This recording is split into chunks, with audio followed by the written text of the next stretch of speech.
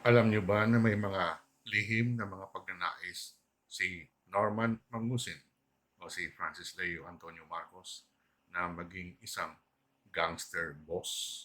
Yung tipong mafia don, yung mga katulad ni na Al Capone, ni Lucky Luciano doon sa Amerika during the 1930s. O di kaya dito katulad ni na Nadong Putik o yung mga kilalang gangster noong dekadang 60 at 70.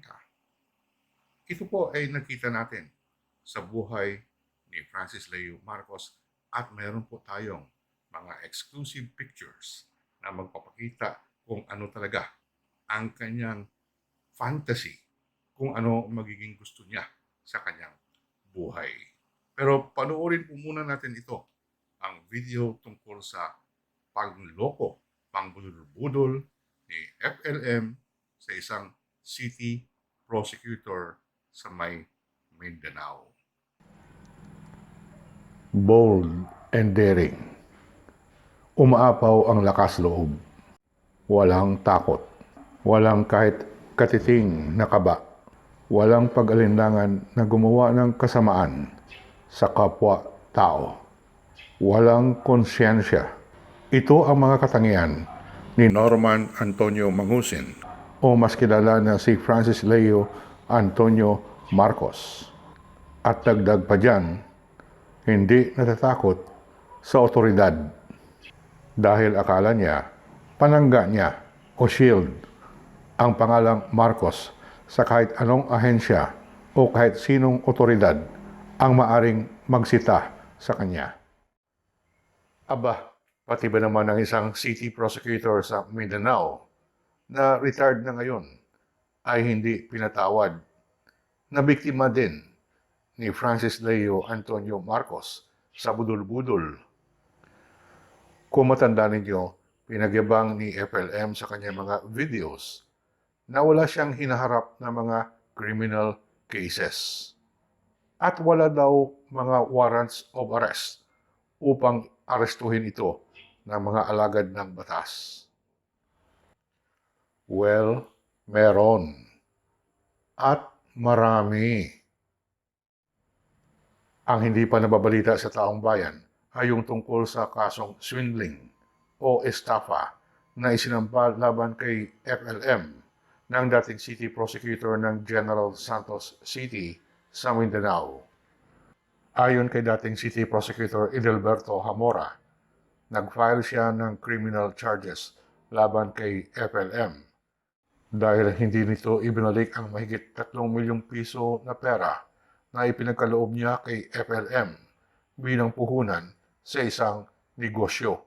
Si Fiscal Hamora ay uncle ni Mrs. Jinky Pacquiao, asawa ni World Boxing Champion at Senador Manny Pacquiao. Sa kwento ni Fiscal Hamora, nagkakilala sila ni FLM dito sa Metro Manila noong taong 2013. Naging magkaibigan sila.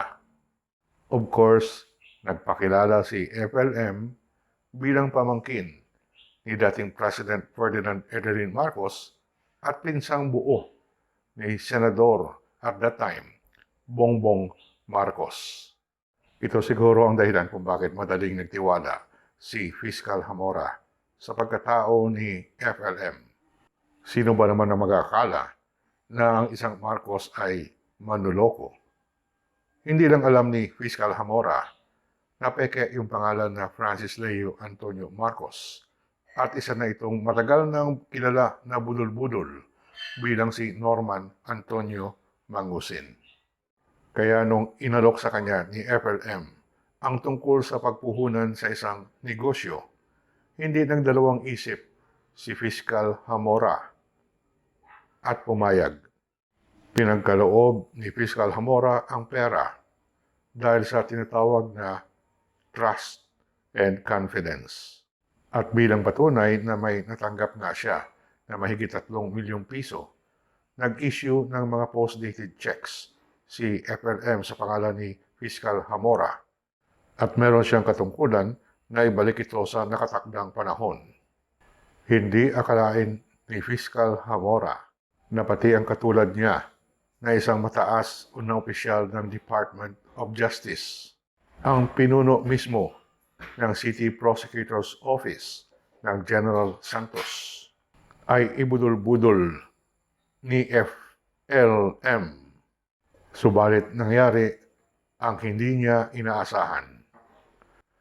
Tumalbog ang mga tseke nang idiniposito ito ni Fiscal Zamora sa kanyang bank account sa mga nakatakdang araw sa petsa na nakasulat sa mga tseke. Closed account o matagal nang nakasarado ang checking account ni FLM. Hindi lamang walang pundo, talagang wala ng account. Siyempre, nag-bounce, tumalbog ang mga tseke. At dahil ang mga tseke ay dapat kabayaran sa kanyang obligasyon kay Fiscal Zamora, nahulog ito sa kasalanan na swindling o estafa. Nag-file si Fiscal Zamora ng criminal charges na may kasamang demanda na ibalik sa kanya ang mahigit 3 milyong piso. Doon at nagpalabas ang korte sa may General Santos City ng warrants of arrest. Nung malaman ni Francis Leo Marcos na sinampahan siya ng estafa charges at meron na ngang warrant of arrest sa kanyang pag-aresto, mabilis din ito naghanap ng paraan upang makipag-areglo kay Fiscal Zamora. Pero kalahati lang sa kabuuhang halaga ng pera ang ibinalik ni FLM. Kulang pa na mahigit 1.5 milyong piso. Kaya lang ayaw ni Fiscal Zamora na sumakit pa ang ulo nito dahil sa mahabang paglitis ng kaso. Kaya tinanggap na lang niya ang halagang 1.5 milyon bilang settlement sa civil aspect ng kaso. Hindi na siya nagpakita ng interes pa upang ipagpatuloy ang prosecution ni FLM sa kasong estafa. As a result, natulog na lang ang kaso diyan sa may General Santos Regional Trial Court. Subalit ang civil aspect lang ang inareglo at buhay na buhay pa ang criminal case na estafa o swindling laban kay Francis Leo Antonio Marcos. Sabi ni Fiscal Zamora, hindi ito pwede ma-dismiss sa affidavit of desistance. Ngayon, mukhang may problema ngayon si FLM dahil pinag-iisip-isipan na ngayon ni Fiscal Zamora na baka ipatuloy na niya ang criminal case laban kay FLM. Pumayag si Fiscal Zamora na isiwalat ko ang tungkol sa kaso niya para lamang na matulungan tayo na mapatunayan sa taong bayan kung ano karami ang mga naloko na nitong ni Francis Leo Marcos o si Norman Antonio Mangusin. Na kahit na siya ang city prosecutor ng General Santos City, ay may lakas loob pa itong si FLM na hindi tumupad sa kanyang katungkulan at pinatalbog ang mga tseke sa kanyang katungkulan na ibalik ang pera. At maraming atraso si FLM diyan sa buong Mindanao. Karamihan ito mga politiko dahil sa kanyang mga scam sa optical mission. Kaya po hindi malayo na mangyayari na marami pang mga dagdag na kaso ang lilitaw sa susunod na mga linggo at buwan laban kay Francis Leo Antonio Marcos, ang peking pangalan ni Norman Antonio Mangusin.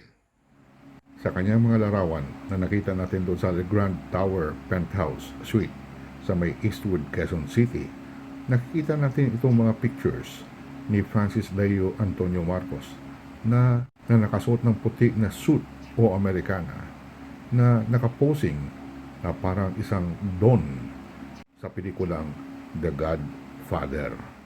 Ito yata ang kanyang secret desire na maging isang gangster boss dito sa Pilipinas. At itong Mayaman Challenge ay naging pagkataon para sa kanya na magpakita ng kanyang yaman ng kanyang mga alahas, ng kanyang mga kotse kuno at mga malalaking bahay kuno. Yung buhay ng isang godfather doon sa mafia sa Amerika.